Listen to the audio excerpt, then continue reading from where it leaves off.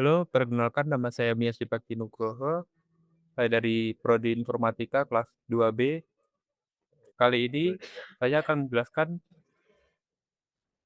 presentasi berdasarkan artikel saya, yaitu analisis konsumsi air minum harian mahasiswa berdasarkan jenis kelamin. Jadi, artikel saya penelitian ini bertujuan untuk menganalisis konsumsi air minum harian mahasiswa yang ditinjau dari jenis kelamin. Sampelnya terdiri dari 30 mahasiswa, yaitu 15 laki-laki dan 15 perempuan yang dipilih secara purposif atau secara Google Form. Data dikumpulkan melalui kuesioner mengenai jumlah konsumsi air dalam satuan gelas per hari.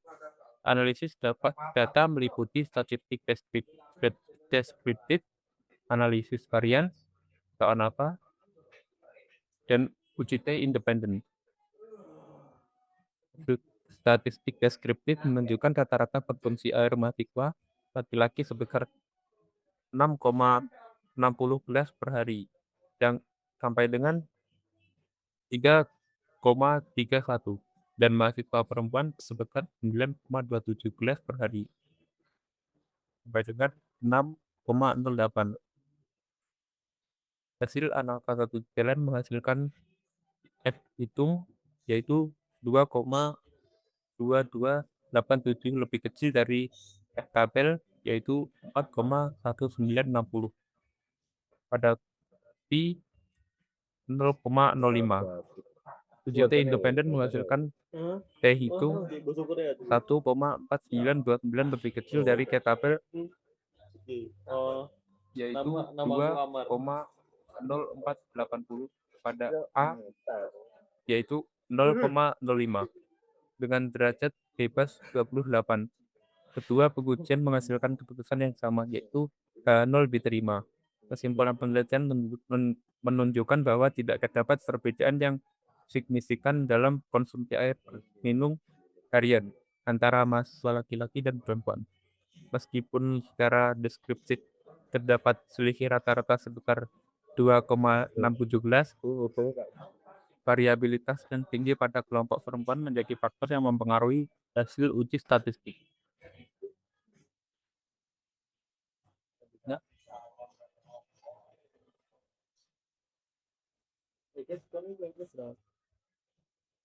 Gitu nih. Solo como entonces es con este tu ses es cada la các distinct de con natal memang jadi amin.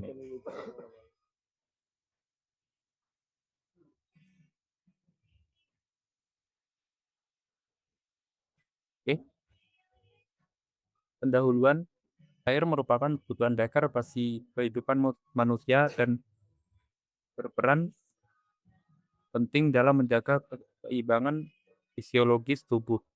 Kecukupan konsumsi air minum harian secara langsung berdampak pada fungsi kognitif, konsentrasi, dan produktivitas seorang.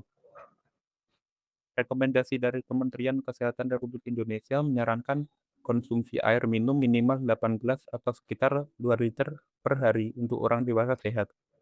Namun demikian, pemenuhan kebutuhan air setiap individu dapat bervariasi, dipengaruhi oleh faktor seperti usia, aktivitas fisik, kondisi lingkungan, dan jenis kelamin. Untuk metode penelitian ini menggunakan pendekatan kuantitatif dengan desain komparatif. Populasi penelitian adalah mahasiswa aktif dan sampel diambil secara purposive sampling sebanyak 30 mahasiswa yang terdiri dari 15 mahasiswa laki-laki dan 15 mahasiswa perempuan. Instrumen penelitian berupa kuesioner terstruktur yang memuat pertanyaan tentang jumlah konsumsi air minum harian dalam satu gelas. Analisis data dilakukan dalam 3 tahap. Pertama, analisis statistik deskriptif yang meliputi hitungan mean, median, modus, varian, standar deviasi, nilai minimum, dan nilai maksimum untuk masing-masing kelompok. Yang kedua, analisis varians atau anafas surveillance digunakan untuk menguji perbedaan rata-rata antara kelompok dengan hipotesis. Statistik uji ANAFA menggunakan rumus F sama dengan FKA dibagi RKG,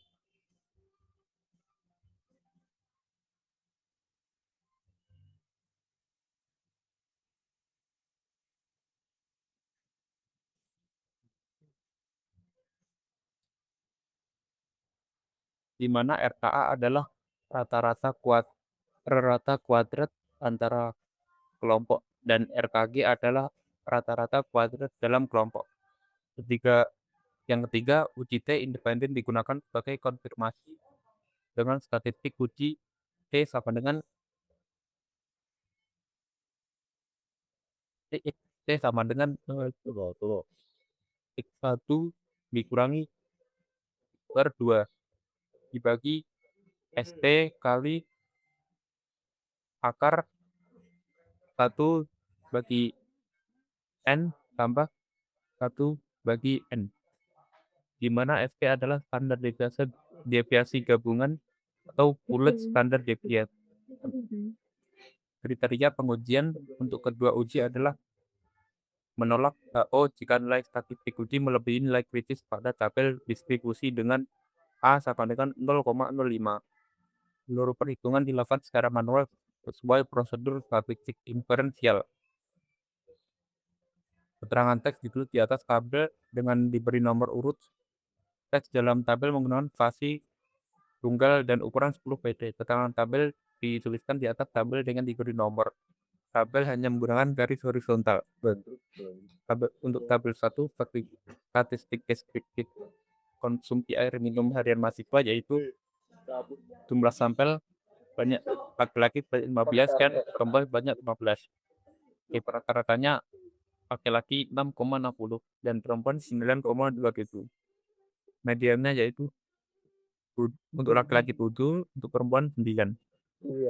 Modusnya untuk laki-laki 10 dan untuk perempuan 1 dan 15. Variannya 10 di 10,94 dan perempuannya 36,92.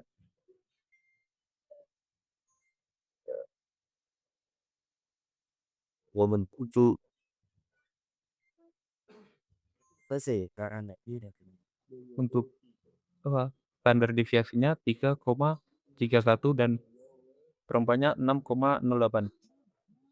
Untuk minimum laki-laki 1 dan perempuannya sama 1 dan maksimalnya untuk laki-laki 12 dan perempuan 20.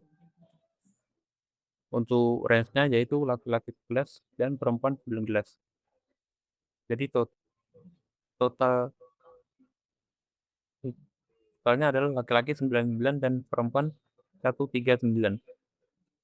Yang tabel kedua hasil ANAFA yaitu ini.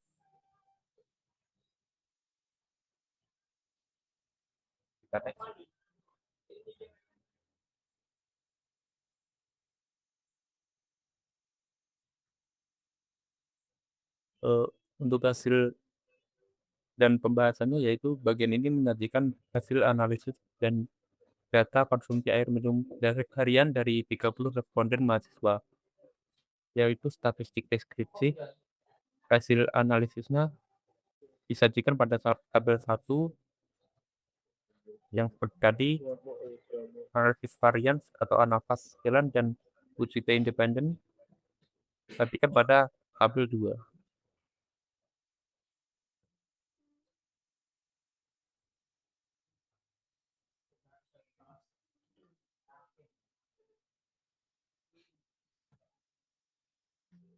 Untuk kesimpulannya, penelitian ini menyimpulkan bahwa tidak terdapat perbedaan yang signifikan dalam konsumsi air minum antara mahasiswa laki-laki dan perempuan pada tingkat signifikasi A sama dengan 0,05. Meskipun secara deskriptif, mahasiswa perempuan memiliki rata-rata konsumsi air yang lebih tinggi, yaitu 9,27 gelas per hari dibandingkan mahasiswa laki-laki, yaitu 6,60 gelas per hari. selisih pilih antara laki-laki dan perempuan yaitu sebesar 2,67 gelas. Tidak cukup signifikan secara statistik. Hal ini dikonfirmasi oleh dua uji statistik diferensial yaitu AHA satu jalan itu 2,2287 lebih kecil dari F publish yaitu 4,1960. Variabilitas yang tinggi dalam kelompok perempuan menjadi faktor utama yang mempengaruhi hasil uji. Penelitian lanjutan disarankan untuk mengkaji faktor-faktor lain di aktivitas fisik, kebiasaan makan, dan tingkat kesibukan akademik yang dapat lebih menjelaskan variasi konsumsi air minum di kalangan mahasiswa. Baik, ucapan terima kasih saja itu untuk teman-teman saya yang sudah hadir di sini dan pada dosen pengampu saya itu Failita Hasin dan kaprodi saya Joko Iskandar. Mohon maaf bila ada salah kata. Apakah ada pertanyaan untuk saudara yang lain? Ada, saya. Ya, Mas Yunus. Saya ingin bertanya, mengapa penelitian ini menggunakan ANAVA dan uji T independen sekaligus? Oke, untuk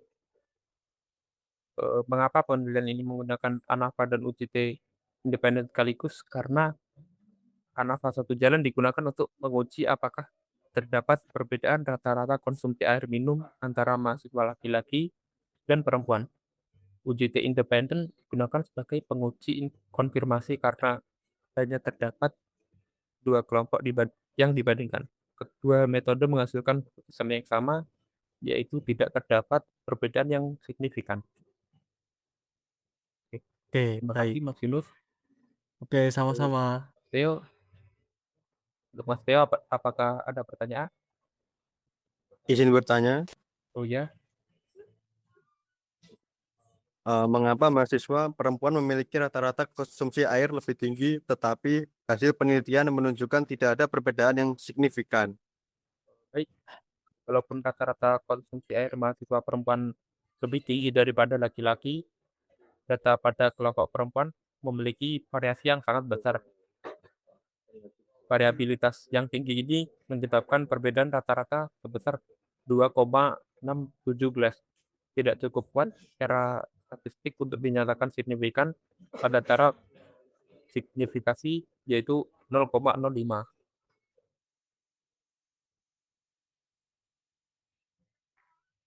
Baik, Mas, sudah jelas. Terima kasih. Baik, sudah tidak ada pertanyaan lagi ya. Ya, untuk presentasi saya kali ini. Assalamualaikum warahmatullahi wabarakatuh. Waalaikumsalam warahmatullahi Waalaikumsalam wabarakatuh. warahmatullahi wabarakatuh.